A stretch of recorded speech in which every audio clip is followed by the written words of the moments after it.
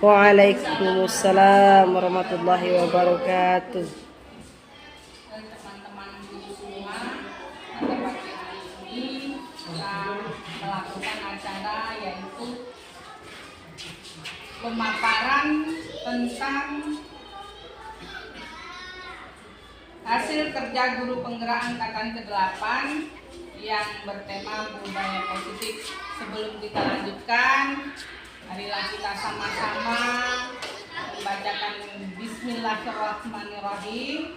Semoga apa yang hasil kerja Ibu Siti Arifah kerjakan menjadi hal yang terbaik dalam cita-citanya.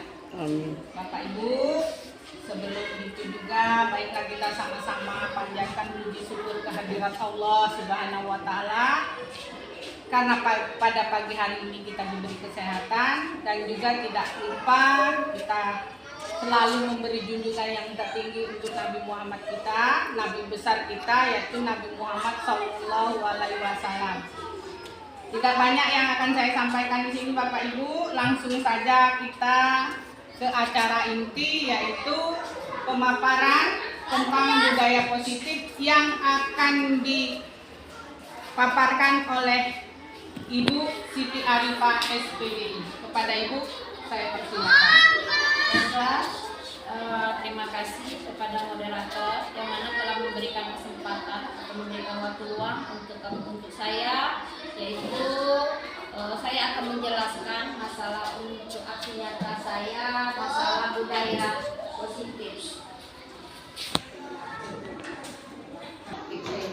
Nanti dalam penerangan budaya positif ini ada tujuannya kita untuk sesuai dengan Hajar Dewantara, yaitu masalah kurikulum merdeka, bahwa kita seorang pendidik dituntut harus bisa menerangkan atau maksudnya melaksanakan langkah dan minat didiknya. Jadi seorang pendidik itu harus merdeka. Dalam merdeka itu dalam dia dalam mengajar dan dalam loka. Baiklah, saya akan masuk ke inti masalah budaya positif ini. Budaya positif ini adalah budaya yang berkenaan dengan pembelajaran Ki Hajar Dewantara. Perlu kita ketahui masalah kompetensi lulusan yang dituju. Pertama, memahami pentingnya mengetahui kebutuhan belajar dan lingkungan memfasilitasi seluruh individu di sekolah agar dapat meningkatkan kompetensi secara aman dan nyaman. Jadi kita harus meningkatkan kompetensi di sekolah ini agar kompetensi di sekolah kita ini dapat berjalan dengan baik. Selanjutnya, masalah kompetensi lulusan yang dituju mampu menggerakkan komunitas sekolah untuk bersama-sama mengembangkan dan mewujudkan visi sekolah yang berpihak pada murid dan berlandaskan nilai-nilai kebajikan kebersihan. Yang mana perlu kita ketahui, kita di sekolah ini harus bisa membuatkan kelompok komunitas. Jangan hanya kita membuatkan kelompok komunitas itu hanya mengharapkan dari KKG setiap sekolah. Kalau bisa kita buatkan kelompok KKG atau suatu kelompok komunitas yang ada di sekolah, kegiatannya itu dilaksanakan seminggu atau sebulan sekali di sekolah. Tujuannya apa? Supaya kita apa yang permasalahan di sekolah ini atau permasalahan dalam pembelajaran bisa kita pecahkan di dalam sekolah ini, bukan hanya KKG di antar sekolah. Selanjutnya, masalah cobalah buka kegiatan pemantik. Cobalah mengembangkan salah satu tangan Anda. Ini adalah semasa cobaan atau argumen. Kita cobalah mengempal salah satu tangan Anda. Coba Anda bayangkan bahwa Anda menyimpan sesuatu yang sangat berharga di dalam kempalan tangan Anda. Anda perlu menjaga benda tersebut sekuat tenaga Anda karena begitu pentingnya untuk kehidupan Anda. Tugas rekan Anda adalah mencoba dengan segala cara untuk membuka kepalan tangan Anda. Teman Anda, rekan Anda boleh membujuk, menghardik, mengintimidasi, memarahi, menggoda, menggelitik, bahkan menawari Anda uang agar bersedia membuka kepalan tangan Anda. Saya mengambil kesimpulan dari cobalah buka, kita disuruh untuk mengempal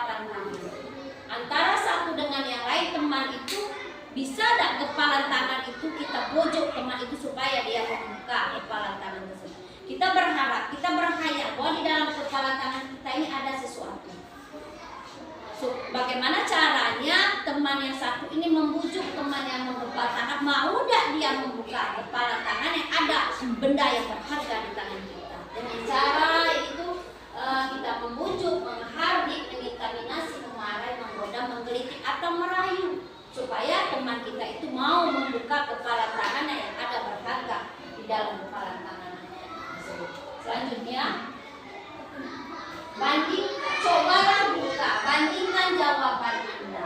Pertama, apakah Anda atau rekan Anda yang membuka kepala tangan Anda tersebut?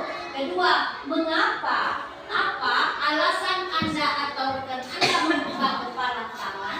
Ketiga, apakah Anda atau rekan Anda menutup kepala tangan? Keempat, mengapa? Apa alasan Anda atau rekan Anda tetap menutup kepala tangan tersebut?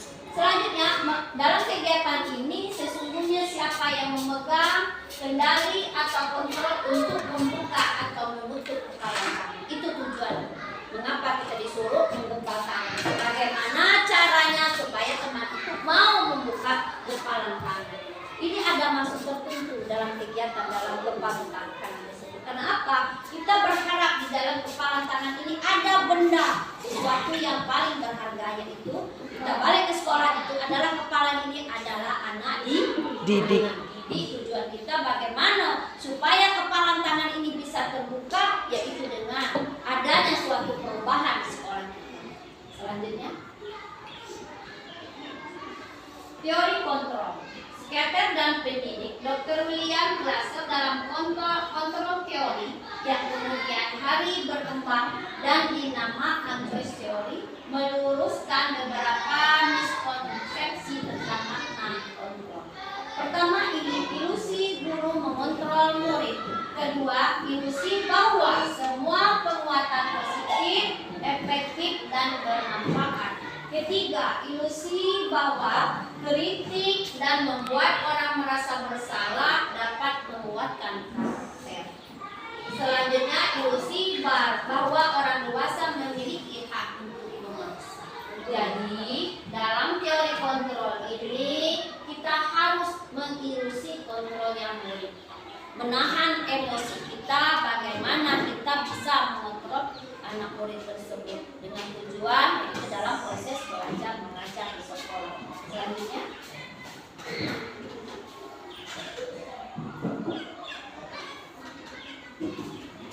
teori kontrol, bagaimana seorang bisa berubah dari paradigma stimulus respon kepada pendekatan sesuai dengan teori kontrol.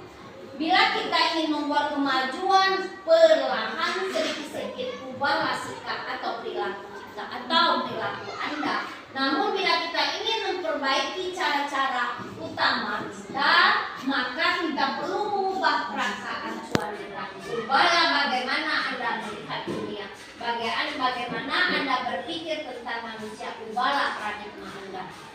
Perlu Bapak Ibu ketahui bagaimana kita adanya suatu perubahan pada diri kita. Kita ingin anak kita berubah supaya anak kita bisa menjadi anak yang ingin mendidik anak kita supaya anak kita yang tidak sama sekali belajar menulis, membaca, berhitung tidak bisa. Sebelum kita menerapkan kegiatan dalam kegiatan di sekolah supaya anak kita berubah, kita diri sendiri dulu, kita koreksi diri sendiri.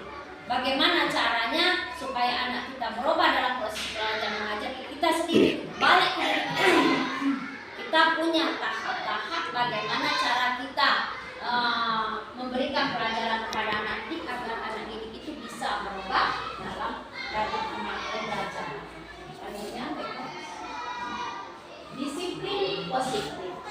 Disiplin positif merupakan suatu cara penerapan disiplin tanpa kekerasan dan ancaman yang dalam praktiknya melibatkan komunikasi tentang perilaku yang efektif antara orang tua, guru, dan anak. Tujuan dari disiplin positif adalah menanamkan motivasi yang ada pada murid untuk menjadi orang yang mereka inginkan dan menghargai diri sendiri dengan nilai yang mereka bagaimana kita ingin menerapkan disiplin Kita pada anak tahu didik. tak benar. Balik lagi ke cerita dari bahwa sebelum kita menerapkan kedisiplinan pada anak didik, pada diri kita sendiri, kita terapkan diri sendiri kita.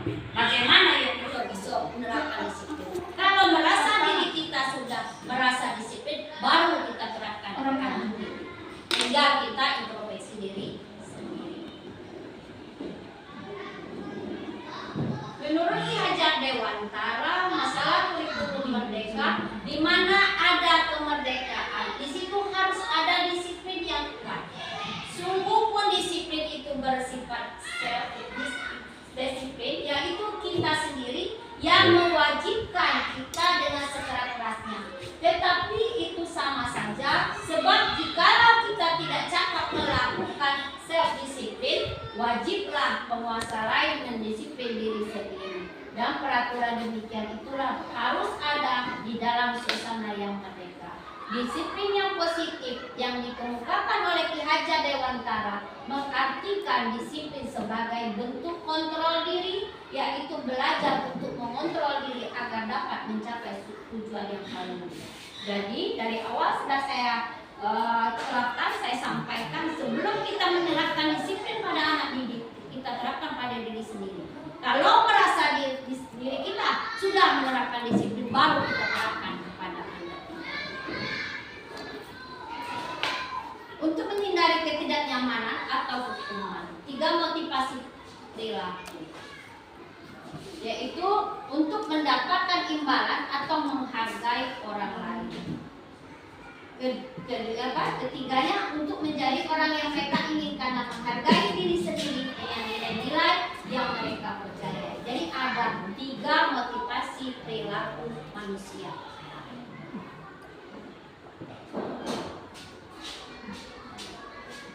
Selanjutnya, untuk nilai-nilai kebajikan universal. Nilai-nilai kebajikan adalah sifat-sifat positif manusia yang merupakan tujuan mulia yang ingin dicapai setiap individu. Dr. William Glasser pada teori kontrol 1984 menyatakan bahwa setiap perbuatan memiliki suatu tujuan, dan selanjutnya William Glasser 1998 mengemukakan bahwa dengan mengkaitkan nilai-nilai kebajikan yang diyakini seseorang, maka motivasi intrinsiknya akan terbangun sehingga menggerakkan motivasi dari dalam untuk dapat mencapai tujuan yang diinginkan. Tujuan mulia yang kita inginkan. Profil pelajar Pancasila, mungkin Bapak Ibu sudah belajar masalah profil pelajar Pancasila, bahwa sesuai dengan kurikulum, sesuai dengan Ki Hajar Dewantara, bahwa seorang pendidik yaitu harus mempunyai tujuan merdeka, memerdekakan anak didiknya untuk belajar. Profil pelajar Pancasila pertama, beriman bertakwa kepada Tuhan Yang Maha Esa dan berakhlak mulia. Kedua, mandiri. Ketiga, bernalar kritis. Keempat, kreatif. 5, bergotong royong. 6, berkebinekaan global. Nah, inilah yang saya besok sudah saya terapkan masalah visi dan misi sekolah kita. Karena apa? Bukan kebiasaan, mungkin dalam pembuatan visi dan misi sekolah kita hanya menerapkan apa yang ingin kita lakukan, itu yang kita buat visi dan misi. Seharusnya di dalam pembuatan visi dan misi sekolah harus sesuai dengan profil pelajar Pancasila, yaitu yang terdiri dari 6 profil pelajar Pancasila.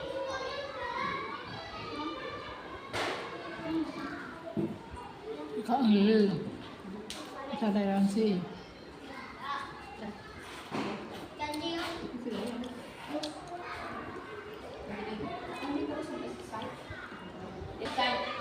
Kebajikan esensial. Pertama, empati. Kedua, suara hati. Ketiga, kontrol. 4, rasa hormat. Kelima, keadilan. Keenam, toleransi. Dan selanjutnya adalah kebaikan. Jadi saya bilang tadi dalam profil Pancasila mungkin hanya itu yang dengan kita terapkan sesuai dengan visi misi. Mungkin hanya itu yang perlu saya sampaikan.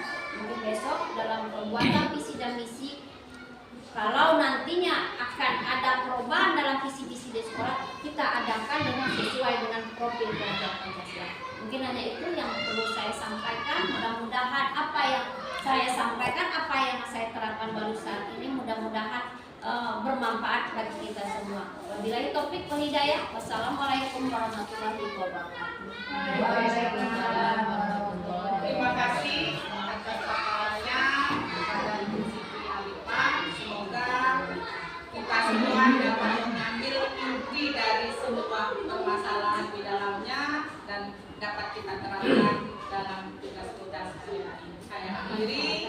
Assalamualaikum warahmatullahi wabarakatuh. Waalaikumsalam.